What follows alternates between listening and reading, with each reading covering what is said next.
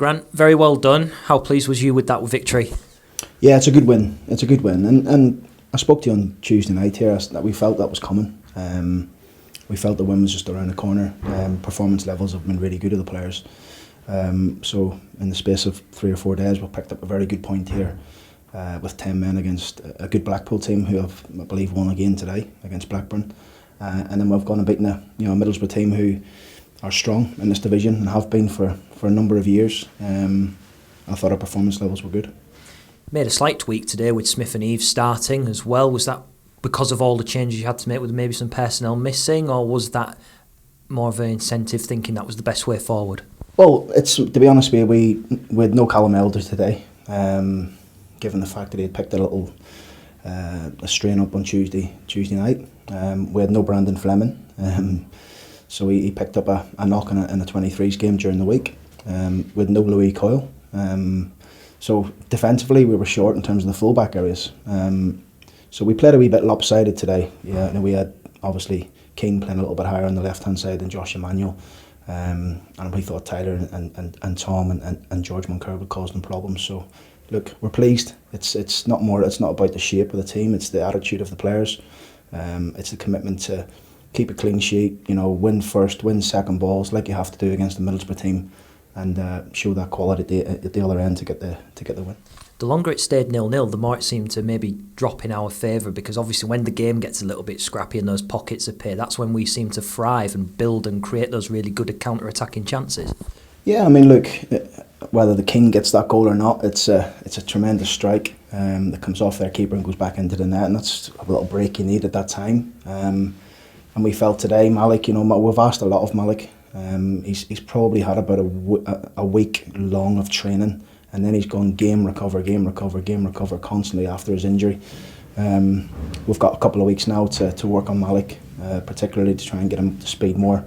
But we felt him coming off the bench today with his power, his pace could give us something, and hopefully that ignites and kickstarts his season as well. The only thing he's going to be gutted about is not having a game on Tuesday or next Saturday, is he, with this international break coming up? No, I tell you, it's a really good time for Malik now to get some work done on the training ground. And it's been difficult, obviously, with the amount of games since he's come back with injury, to try and get any proper work into him. But we've thrown him right in at the deep end because he's such an important player for us.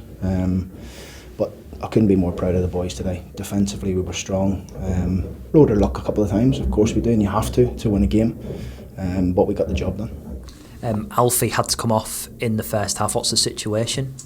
It looks like his hamstring. I need to see the physios. He's just pulled up as he's gone back to defend a ball in our box. But I'll not know the full assessment of that until the physios let me know.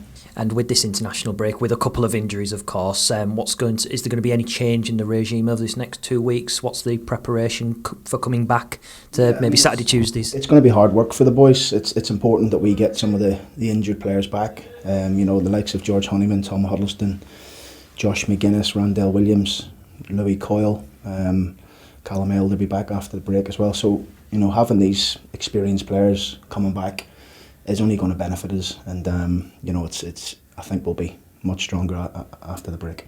Josh, top job today, 3 points and a clean sheet to boot. Yeah, nothing better, to be honest. Honestly, I've missed the atmosphere, I've missed the fans, obviously I've missed playing, but the team, the lads were fantastic today.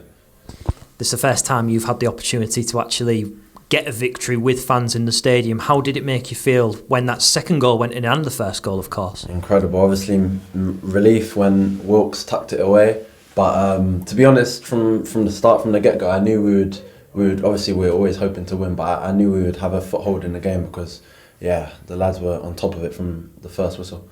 You've had to obviously be very patient this season, but when you got on the pitch today, you got a lot of licence to get forward as well. I know you did it from full-back last year, but was there any differences, any different instructions in comparison to last season? Obviously, I was starting from a higher position, but other than that, obviously the gaffer and the coaching staff just give us all the licence to play, so I enjoyed it.